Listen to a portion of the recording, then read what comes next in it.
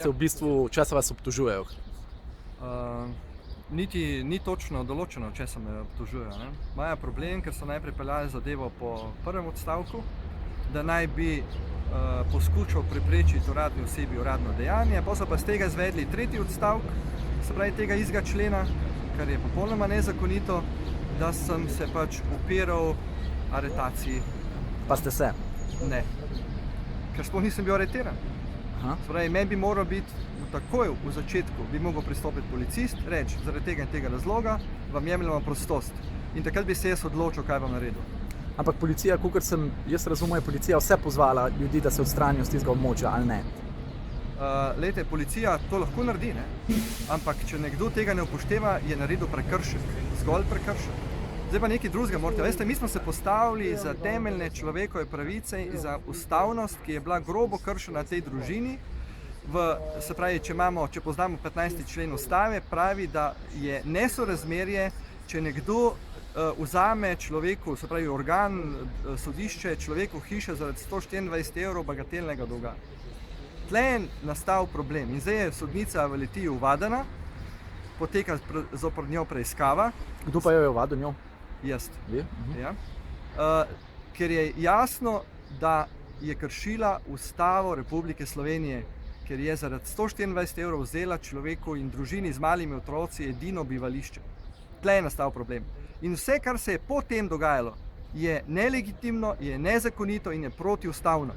Tako da mi smo bili tam pa v skladu z 22. členom ustave, kateri dovoljuje, da se mirno zbiramo. No in policija, vsi govorijo strpnost, nenasilje, potem kompromisi, a se kdo kaj pogajal. Prišli so in so nas brutalno pregnali oziroma iztrgali ven iz množice na ukaz, to moram posebej poudariti, odrinite množico. Poveljnik policije je dal ukaz, odrinite množico. In tega sploh niso naredili, ampak so enega po enega iztrgali ven. In med temi, ki so jih iztrgali ven, ste bili tudi vi. Tako. In kako ste odreagirali pri tem? Ste bili nasilni, niste bili nasilni, ste se upirali, se niste upirali? Popolnoma enako sem odreagiral kot vsi ostali. Ker je policist posegel v mojo integriteto, takrat človek odreagira tako, kot reagira. In trdijo, da sem najprej se pasivno upiral, potem pa aktivno. Če boste pogledali video posnetek še enkrat, Ladislav Troha, ko so me vlekli ven in ko me je, se pravi, množica spustila, ko so me iztrgali, sem, se pravi, tekel. Se pravi, nisem vlekel nazaj, ampak se izprožil in sem stekel naprej. Kar pomeni, da sem se hotel izviti iz objema policistov. In takrat je en padel, ki je bil pač neroden, ker je najbrž mislil, da bom jaz nazaj vlekel, jaz sem pa naprej potegnil, imam pa vedno pravico se izviti iz objema policistov. No, potem, ko sem bil pa na tleh, me je pa z ubijalskim prijemom zagrabil za vrat. Ta ubijalski prijem je v ZDA prepovedan, ker so mnogi na ta način ubili. No in takrat sem se pa boril za ohranitev svojega življenja. In to je bila celotna zgodba. Danes ste zahtevali na sodišču izločitev sodnika. Zakaj? Glejte, ta sodnik je sam ugotovil z nedavnim preklicom obravnave, da ne more peljati obravnave naprej, ker še ni odločeno o kazenski ovadbi obdolženega, torej mene, zoper predsedujočega sodnika. No, ampak ta sodnik je to vedel že od decembra lani, ker jaz sem to ovadbo podal lani decembra v dopisu za izločitev.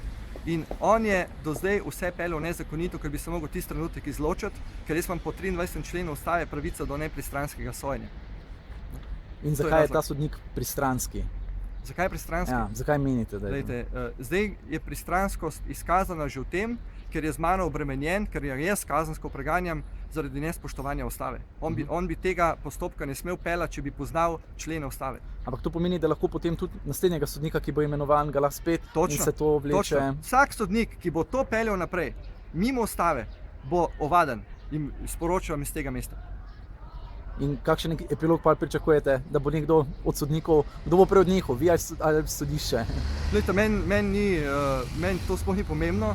Jaz mislim, da bi morali oni vsi skupaj odnehati kršiti ustavo.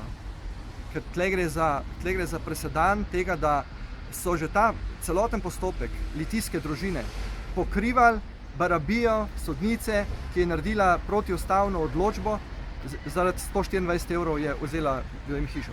In so vsi do vrhovnega sodišča pokrivali to barabijo. Mogoče še samo to poveste, zakaj se branite sami, zakaj nimate zagovornika? Zato, ker nisem ničesar storil in če človek ni ničesar protizakonitega storil, se lahko komot brani sam. Je pa res, da me silijo in se trudim, se pravi, študirati pravo in se jim pravzaprav z tega vidika zahvaljujem, ker se bom pač nekaj v življenju še naučil.